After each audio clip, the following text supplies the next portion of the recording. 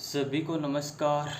मैं नील कुमार और आज हम पढ़ने वाले हैं राजस्थान में 1857 की क्रांति, जो कि एग्ज़ाम की दृष्टि से वेरी इम्पोर्टेंट टॉपिक है। यानी इस टॉपिक से एग्ज़ाम में हर बार क्वेश्चन पूछा जाता है। तो आज हम पढ़ने वाले हैं राजस्थान में 1857 की क्रांति। पहले हम बात कर लेते हैं 1857 की क्रांति के पीछे कारण, यानी तत्कालिक यदि कारण की बात करना चाहें 1857 की क्रांति का, तो पहले क्या होता था, यानी ब्राउन बेस राइफल चलती थी, जिसके स्थान पर अंग्रेज़ों ने क्या किया, यानी इसके स्थान पर एनफील्ड राइफल का प्रयोग किया। एनफील्ड राइफल में क्या होता था, यानी जिसमें गाय व सूअर की चर्बी के कारतूस थे। यानी तत्कालिक कारण क्या हो गया, यानी इसमें एनफील्ड राइफल में क्या हुआ, यानी गाय व सूअर की चर्बी से बने हुए कारतूसों का प्रयोग किया गया, जिसके कारण क्या हो गया, सैनिकों के मध्य यानी सैनिकों में क्या हुआ, असंतोष उत्पन्न हो गया, जिसके कारण क्या हुई 1857 की क्रांति का उद्गम हुआ। फिर हम बात करते हैं 1857 की क्रांति के समय भारत के गवर्नर जनरल कौन थे। यानी इम्पोर्टेंट पॉइंट या इम्पोर्टेंट क्वेश्चन यहाँ से बनता है। यानी 1857 की क्रांति के समय भारत के गवर्नर जनरल कौन थे, तो भारत के उस समय गवर्नर जनरल थे लॉर्ड कैनिंग। फिर इम्पोर्टेंट पॉइंट आता है नेक्स्ट, यानी राजस्थान में AGG agent to governor general. यानी 1857 की क्रांति के समय भारत के गवर्नर जनरल या एजेंट टू गवर्नर जनरल कौन थे, तो इम्पोर्टेंट पॉइंट आता है जॉर्ज पैट्रिक लॉरेंस। यानी जॉर्ज पैट्रिक लॉरेंस क्या थे, भारत के नहीं राजस्थान के गवर्नर जनरल थे 1857 की क्रांति के समय। और भारत के गवर्नर जनरल कौन थे, लॉर्ड कैनिंग। 1857 की क्रांति का प्रमुख कारण क्या था, या मुख्य कारण या तत्कालिक कारण की बात करना चाहें तो चर्बी वाले कारतूसों का प्रयोग। यानी स्टार्टिंग में सैनिक क्या यूज़ करते थे, ब्राउन बेस राइफल का यूज़ किया था, जिसके स्थान पर अंग्रेज़ों ने क्या किया, एनफील्ड राइफल का प्रयोग किया, जिसमें क्या किया गया, जिसमें गाय व सूअर की चर्बी से निर्मित कारतूसों का प्रयोग किया गया। अब इम्पोर्टेंट पॉइंट आता है 1857 की क्रांति से संबंधित। यानी 1857 में क्रांति के समय राजस्थान में प्रमुख छावनियाँ, यानी छावनियों से संबंधित भी एग्ज़ाम में सीधा क्वेश्चन पूछा जाता है। पहले हम बात कर लेते हैं यानी कौन कौन सी छावनी है और कहाँ पर स्थित है। पहले हम बात करते हैं नसीराबाद छावनी, जो कि राजस्थान के अजमेर ज़िले में स्थित है, जहाँ से क्या होता है 1857 की क्रांति का आगमन माना जाता है। यानी राजस्थान में 1857 की क्रांति का आगमन कब हुआ, तो 28 मई 1857, यानी 28 मई 1857 को क्रांति का क्या हो गया, उद्गम हो गया था। और कहाँ से हुआ, नसीराबाद अजमेर से। फिर हम बात करते हैं सेकंड पॉइंट यहाँ पे ब्यावर छावनी, जो कि राजस्थान के अजमेर ज़िले में स्थित है। फिर हम बात करते हैं खेरवाड़ा छावनी, जो कि राजस्थान के उदयपुर ज़िलों में स्थित है।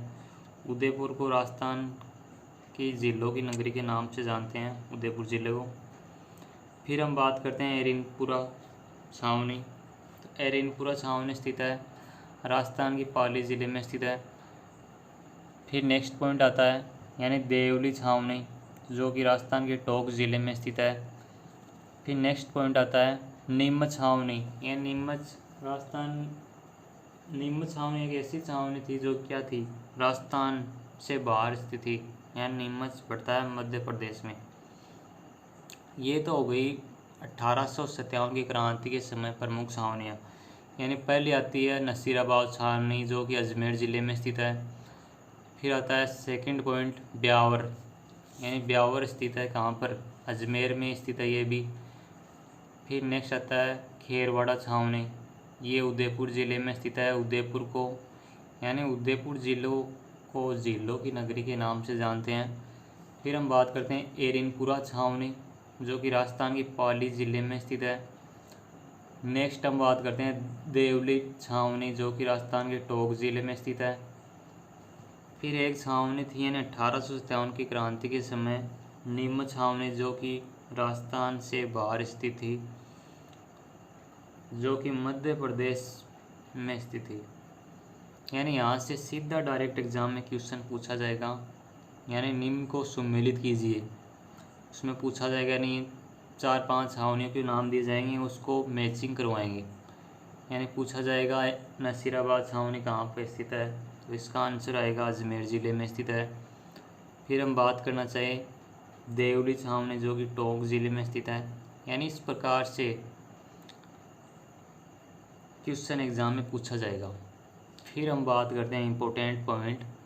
यानी एक साइड क्या दिया हुआ है, रियासत, यानी रियासतों के नाम, और एक साइड में है पॉलिटिकल एजेंट। तो पहले हम बात कर लेते हैं मेवाड़ रियासत की। तो मेवाड़ रियासत का पॉलिटिकल एजेंट कौन था, तो मेजर सावर्स। यानी मेवाड़ रियासत का पॉलिटिकल एजेंट कौन था, मेजर सावर्स। यानी एग्ज़ाम में सीधा क्वेश्चन पूछा जाएगा, या निम्न को सम्मिलित कीजिए। तो इसमें पूछा जाएगा नहीं मेवाड़ का पॉलिटिकल एजेंट कौन है, यानी मेवाड़ रियासत का पॉलिटिकल एजेंट कौन है, तो नाम आता है मेजर सावर्स। फिर हम बात कर लेते हैं नेक्स्ट पॉइंट में मारवाड़, यानी मारवाड़ रियासत का पॉलिटिकल एजेंट कौन था, तो मेक मोशन। यानी मारवाड़ रियासत का पॉलिटिकल एजेंट कौन था, मेक मोशन। फिर हम बात कर लेते हैं जयपुर, यानी राजस्थान की राजधानी क्या है, जयपुर स्थित है।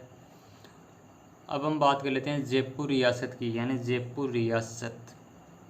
तो हम जानते हैं यानी ईडन गार्डन कहाँ पे स्थित है, जयपुर ज़िले में स्थित है।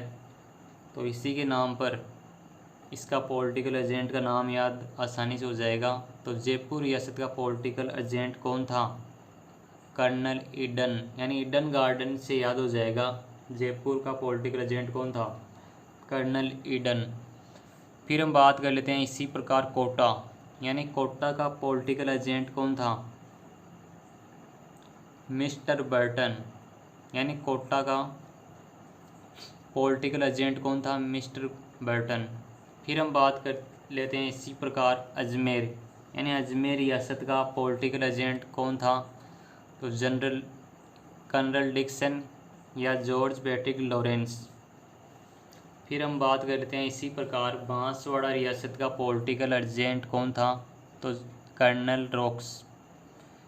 फिर हम बात करते हैं इसी प्रकार भरतपुर रियासत, यानी राजस्थान की एक रियासत आती है जिसका नाम है भरतपुर। भरतपुर रियासत का पॉलिटिकल एजेंट कौन था, तो मॉरिसन।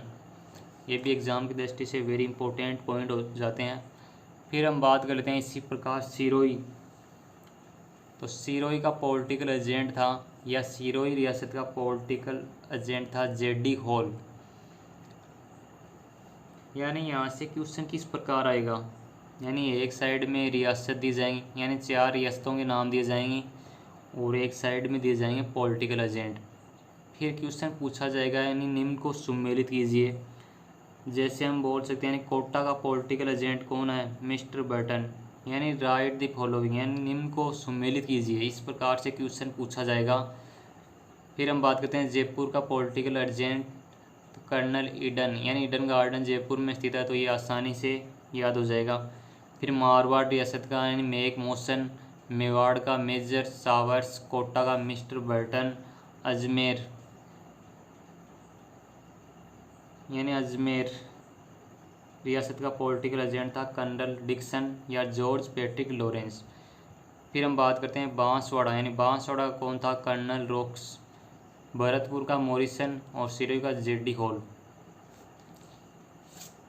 यानी एक तो क्वेश्चन इंपॉर्टेंट पॉइंट या स्टेटमेंट हो गए किसके बारे में, 1857 की क्रांति से संबंधित। यानी ये क्वेश्चन तो यहाँ से हो गया, यानी 1857 में प्रमुख छावनियाँ कौन कौन सी थी। तो राजस्थान में तो 5 छावनियाँ थी, एक राजस्थान से बाहर नीमच मध्य प्रदेश में स्थित थी। यानी यहाँ से इम्पोर्टेंट स्टेटमेंट हो गया किसके, 1857 की क्रांति से संबंधित। फिर नेक्स्ट पॉइंट आता है, नेक्स्ट क्वेश्चन भी यहाँ से बनने वाला है। यानी एक साइड में रियासत और एक साइड में इसके क्या हो गए, पॉलिटिकल एजेंट। यहाँ से 2 क्वेश्चन बनते हैं इम्पोर्टेंट। फिर बात करते हैं 1857 की क्रांति के समय भारत का गवर्नर जनरल कौन था? तो लॉर्ड कैनिंग था।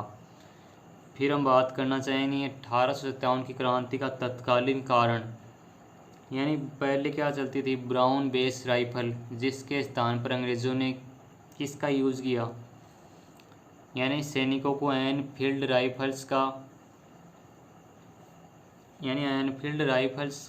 को यूज़ करने के लिए कहा गया, जिसमें चर्बी वाले कारतूसों को, यानी गाय व सूअर की चर्बी से निर्मित कारतूसों का प्रयोग किया गया, जिसमें क्या हो गया? सैनिकों में असंतोष उत्पन्न हुआ और परिणाम स्वरूप क्या हुआ? 1857 की क्रांति का उद्गम हुआ। ये इम्पोर्टेंट पॉइंट आते हैं 1857 की क्रांति से संबंधित। दोस्तों, यदि आपको वीडियो अच्छा लग रहा है तो ज़्यादा से ज़्यादा शेयर कीजिएगा और अपना सुझाव कमेंट के माध्यम से दीजिएगा। नेक्स्ट पॉइंट हम बात करते हैं 1857 की क्रांति, यानी जब 1857 की क्रांति राजस्थान में हुई थी, उस समय एजीजी यानी एजेंट टू गवर्नर जनरल, यानी राजस्थान में गवर्नर जनरल कौन था? तो इसकी हम पहले ही बात कर चुके हैं, यानी जॉर्ज पैट्रिक लॉरेंस। यानी राजस्थान में तो था AGG agent to governor general George Patrick Lawrence, और भारत में कौन था? तो लॉर्ड कैनिंग, यानी कैनिंग था भारत का, और राजस्थान का कौन था? तो जॉर्ज पैट्रिक लॉरेंस। फिर इम्पोर्टेंट स्टेटमेंट आता है या पॉइंट आता है, तो राजस्थान में 1857 की क्रांति की शुरुआत, यानी राजस्थान में 1857 की क्रांति की शुरुआत कब होती है? तो 28 मई 1857। फिर इम्पोर्टेंट पॉइंट आता है, यानी कौन से स्थान से होती है 1857 की क्रांति की शुरुआत? तो नसीराबाद अजमेर से होती है। डेट वेरी इंपॉर्टेंट है, यानी राजस्थान में 1857 की क्रांति की शुरुआत नसीराबाद अजमेर से मानी जाती है, और डेट क्या थी? 28 मई 1857।